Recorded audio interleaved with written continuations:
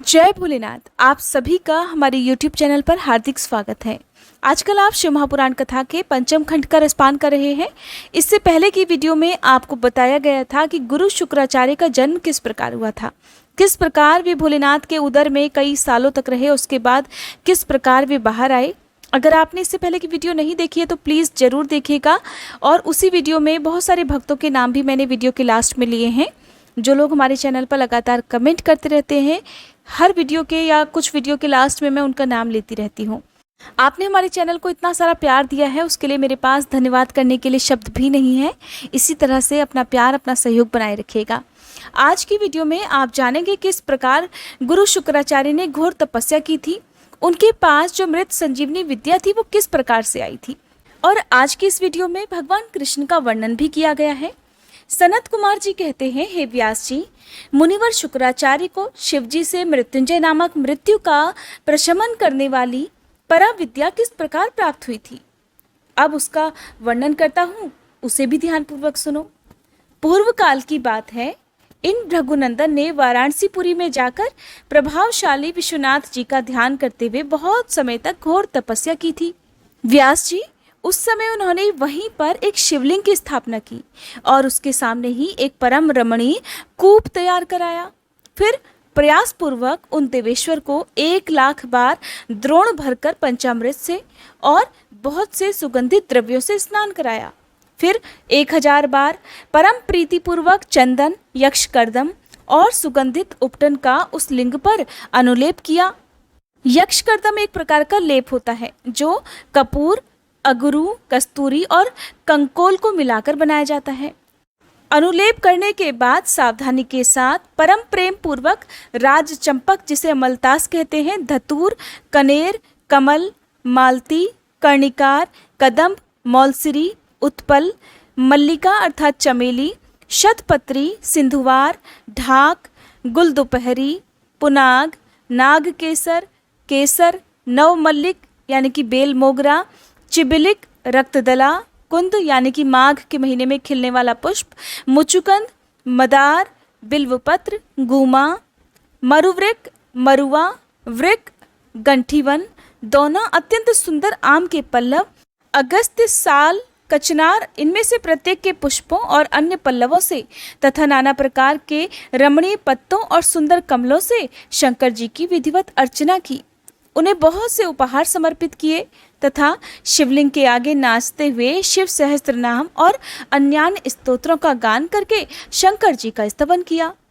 इस प्रकार शुक्राचार्य 5,000 वर्षों तक नाना प्रकार के विधि विधान से महेश्वर का पूजन करते रहे, परंतु जब उन्हें थोड़ा सा भी वर देने के लिए उद्यत होते नहीं देखा, यानी कि भगवान शिव को प्रकट होते नहीं देखा, तब उन्होंने एक दूसरे अत्यंत दुस्सह और घोर नियम का आश्रय लिया। उस समय गुरु शुक्र ने इंद्रियों सहित मन के अत्यंत चंचलता रूपी महान दोष को बारंबार भावना रूपी जल से प्रक्षालित किया। इस प्रकार चित्त रत्न को निर्मल करके उसे पिनाकधारी शिवजी के आगे अर्पण कर दिया और खुद धूम कण का पान करते हुए तपस्या करने लगे। इस प्रकार उन्हें 1 सहस्त्र वर्ष बीत गए। तब भृगुनंदन शुक्र को इस प्रकार दृढ़ चित्त से घोर तपस्या करते देखकर महेश्वर उन पर प्रसन्न हो गए।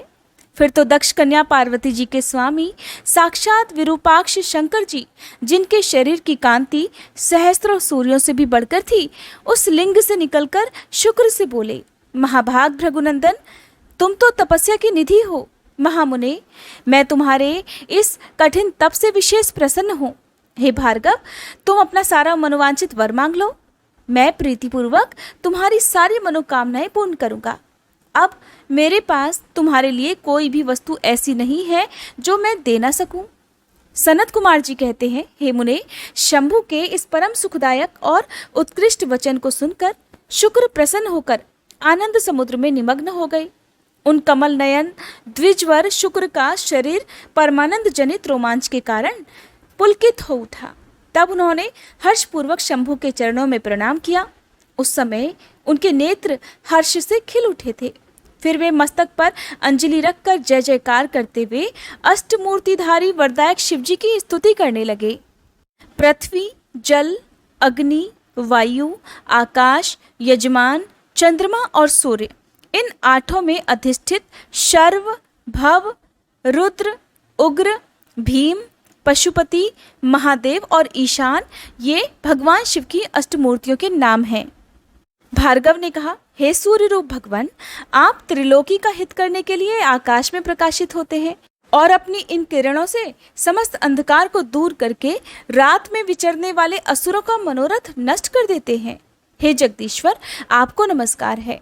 घोर अंधकार के लिए चंद्र स्वरूप हे शंकर, आप अमृत के प्रवाह से परिपूर्ण और जगत के सभी प्राणियों के नेत्र हैं। आप अपनी अमर्याद तेजोमय किरणों से आकाश में और भूतल पर अपार प्रकाश फैलाते हैं, जिससे सारा अंधकार दूर हो जाता है। आपको प्रणाम है। हे सर्वव्यापिन, आप पावन पथ योग मार्ग का आश्रय लेने वालों की सदा गति और उपास्य देव हैं। हे भुवजीवन, आपके बिना भला इस लोक में कौन जीवित रह सकता है। आप प्राण शक्ति के दाता, जगत स्वरूप और पद पद पर शांति प्रदान करने वाले हैं। आपके चरणों में मैं शीश झुकाता हूँ। हे जल स्वरूप परमेश्वर, आप निश्चय ही जगत के पवित्र करता है और चित्र विचित्र सुंदर चरित्र करने वाले हैं। हे विश्वनाथ, जल में अवगाहन करने से आप विश्व को निर्मल और पवित्र बना देते हैं, इसलिए आपको नमस्कार है। हे आकाश रूप ईश्वर, आपसे अवकाश प्राप्त करने के कारण ये विश्व बाहर और भीतर विकसित होकर सदा स्वभाववश श्वास लेता है, अर्थात इसकी परंपरा चलती ही रहती है और आपके द्वारा ये संकुचित भी होता है, अर्थात नष्ट भी हो जाता है। इसलिए हे दयालु भगवान, मैं आपके आगे नतमस्तक होता हूँ।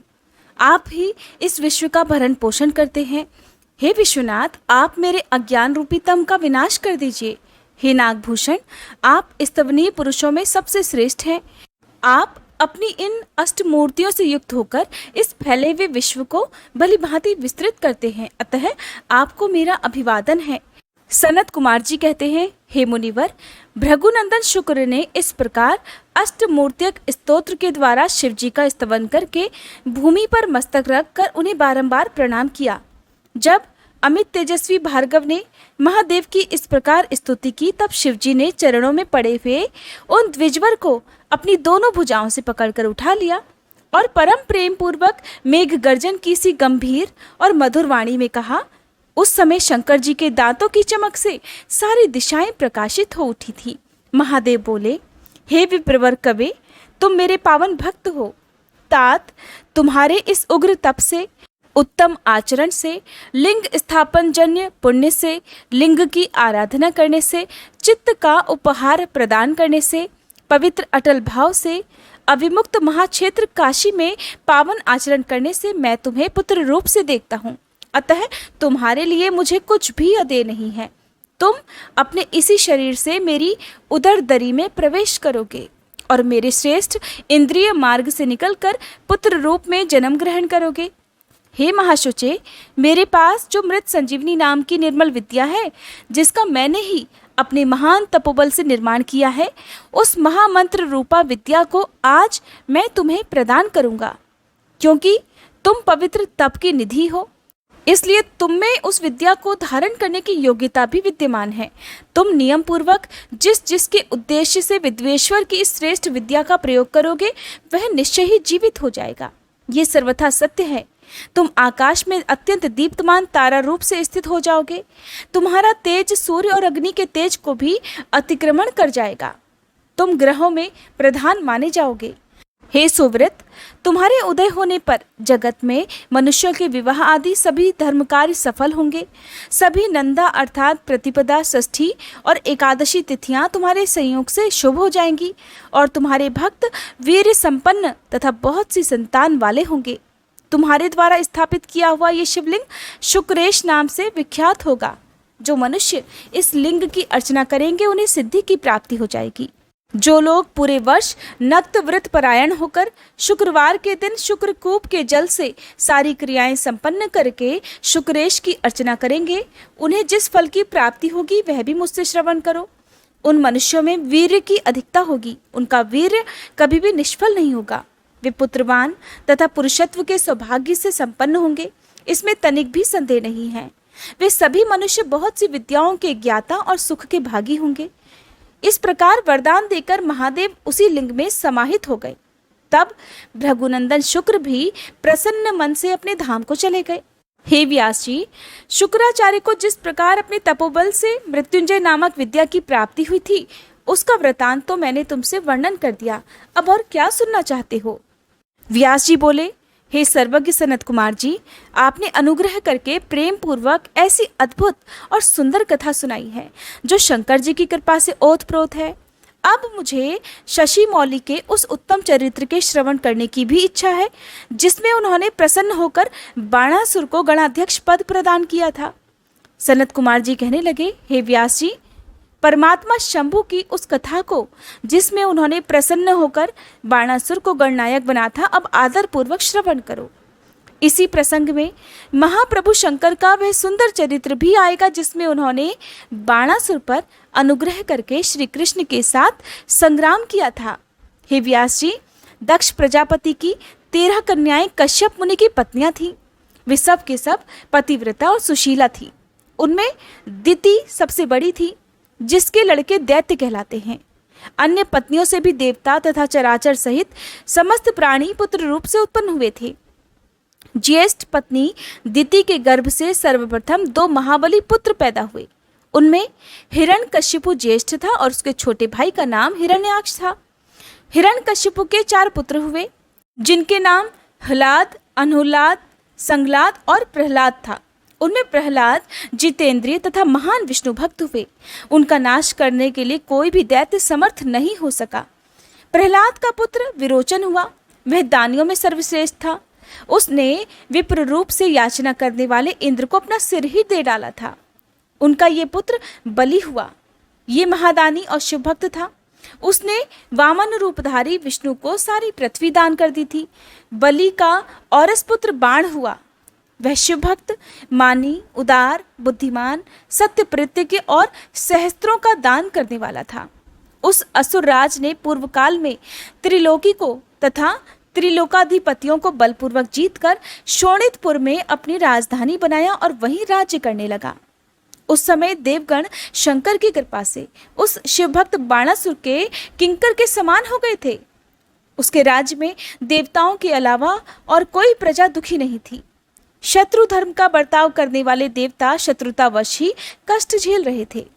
एक समय वह महासुर अपनी सहस्त्रों भुजाओं से ताली बजाता हुआ तांडव नृत्य करके महेश्वर शिव को प्रसन्न करने की चेष्टा करने लगा। उसके उस नृत्य से भक्त वत्सल शंकर संतुष्ट हो गए। भोलेनाथ तो दयालु हैं, दैत्य हो, दानव हो या देवता हो, जो भी भक्ति से, श्रद्धा से, विश्वास से उनका ध्यान करता है, तप करता है, वो उसी को वरदान दे देते हैं। फिर उन्होंने परम प्रसन्न होकर उसकी ओर कृपा दृष्टि से देखा। भगवान शंकर तो संपूर्ण लोकों के स्वामी, शरणागत वत्सल और भक्तों के मनोरथ पूर्ण करने वाले हैं।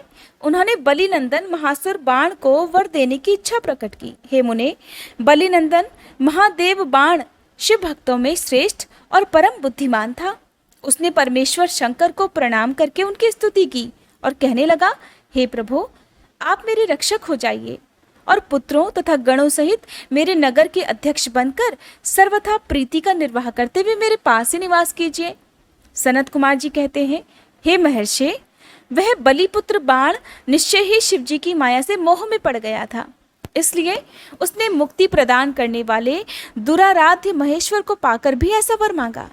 तब ऐश्वर्यशाली भक्तवत्सल प्रभु उसे यह वर देकर और पुत्रों और गणों के साथ प्रेम पूर्वक वहीं निवास करने लगे।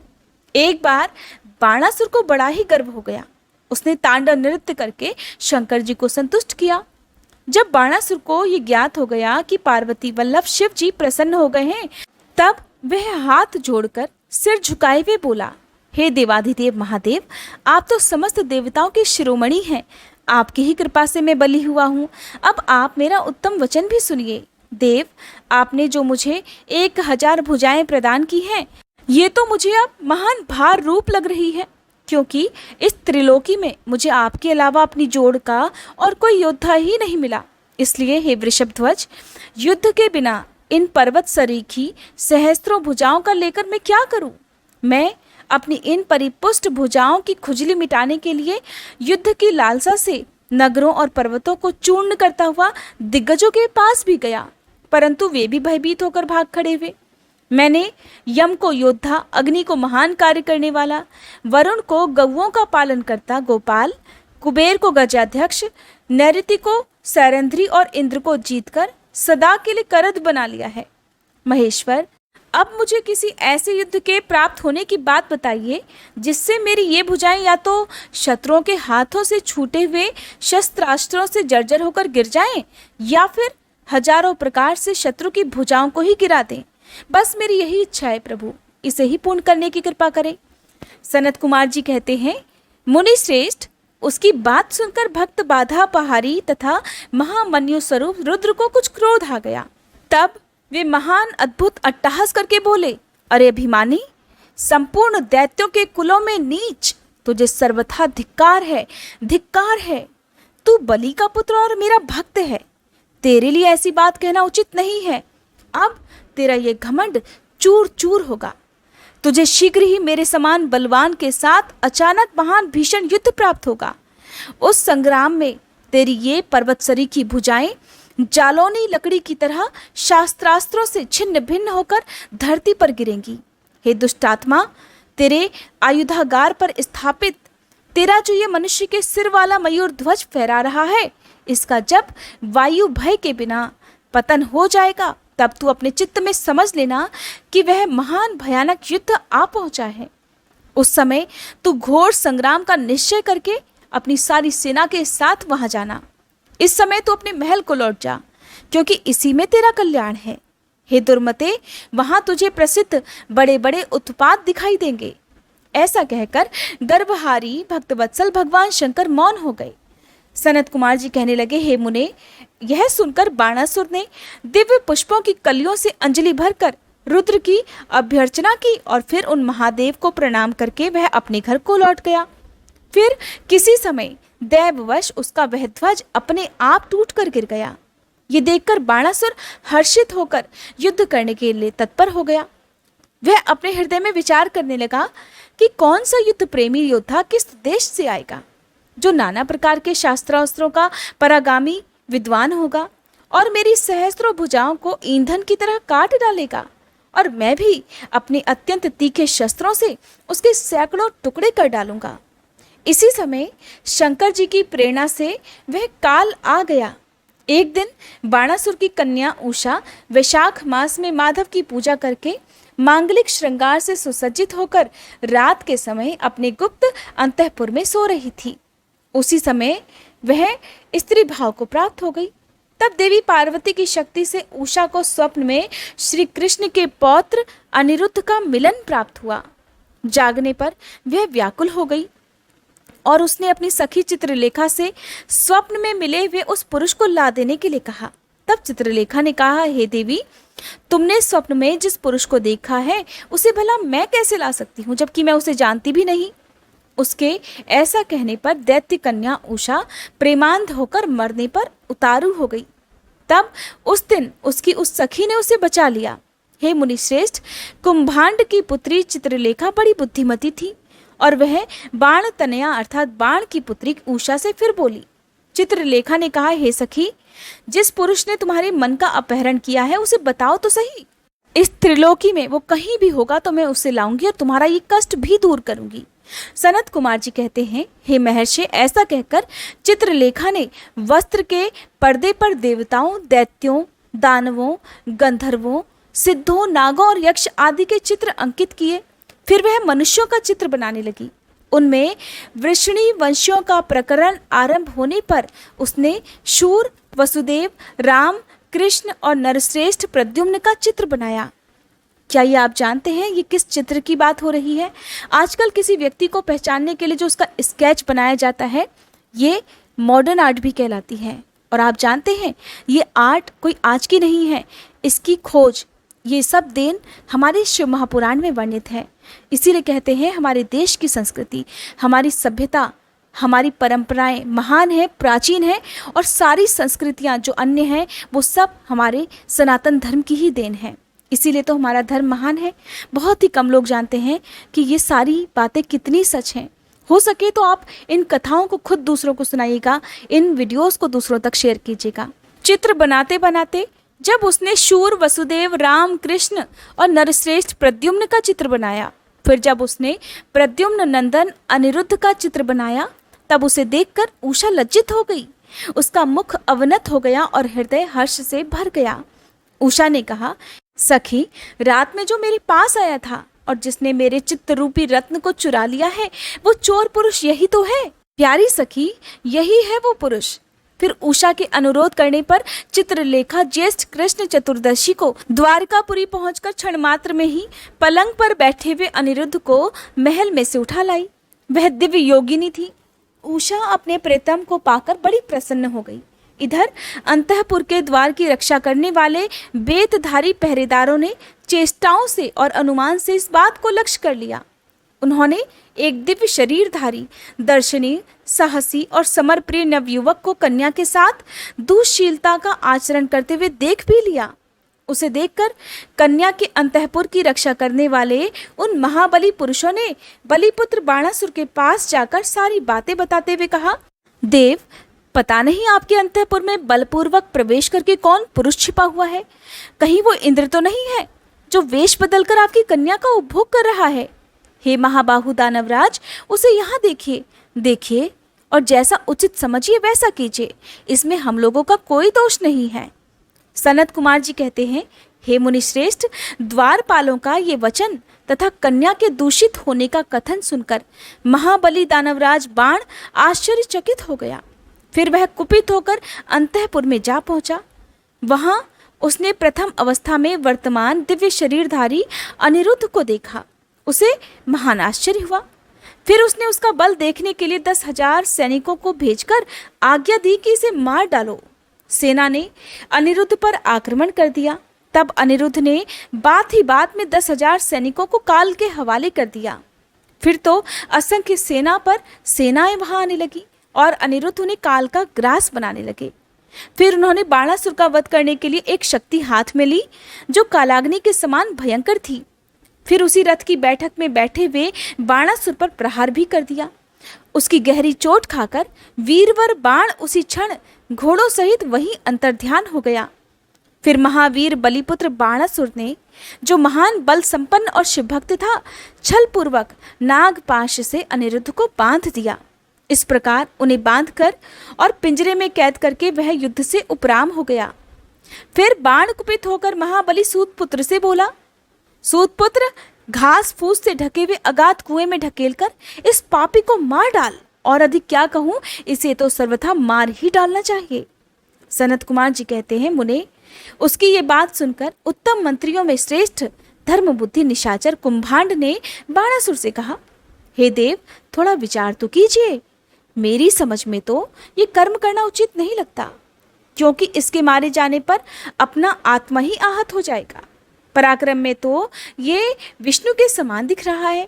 ऐसा लगता है कि आप पर कुपित होकर चंद्रचूर्ण ने अपने उत्तम तेज से इसे ही बढ़ा दिया है। साहस में ये शशि मौली की तरह लग रहा है, क्योंकि इस अवस्था को पहुंच जाने पर भी ये तो अपने पुरुषार्थ पर ही डटा हुआ है। ये ऐसा बली है कि यद्यपि नाग इसे बलपूर्वक डस रहे हैं, फिर भी ये हम लोगों को तिनका ही समझ रहा है। सनत कुमार जी कहते हैं, हे व्यास जी, दानव कुंभांड राजनीति के ज्ञाताओं में श्रेष्ठ था। वह बाण से ऐसा कहकर फिर अनिरुद्ध से कहने लगा, हे नराधम, अब तू वीरवर दैत्यराज की स्तुति कर और दीन वाणी से मैं हार गया ऐसा बारंबार कहकर उनके आगे हाथ जोड़कर नमस्कार कर। ऐसा करने पर ही तू मुक्त हो सकता है, नहीं तो तुझे बंधन आदि का कष्ट भोगना ही पड़ेगा।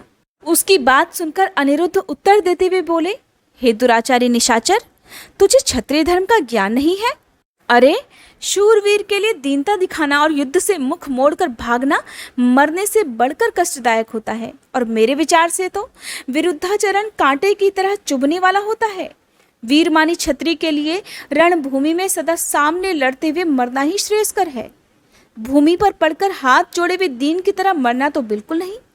सनत कुमार जी कहते हैं, हे मुने, इस प्रकार अनिरुद्ध ने बहुत सी वीरता की बातें कही, जिन्हें सुनकर बाणासुर को महान विस्मय हुआ और उसे क्रोध भी आया। उस समय समस्त वीरों के, अनिरुद्ध के और मंत्री कुंभांड के वचन सुनते सुनते बाणासुर के आश्वासन के लिए एक आकाशवाणी हुई। उस आकाशवाणी ने जो कुछ भी कहा उसका वर्णन आप अगले अध्याय में सुनिएगा। उम्मीद करती हूँ ये वीडियो भी आपको पसंद आई होगी।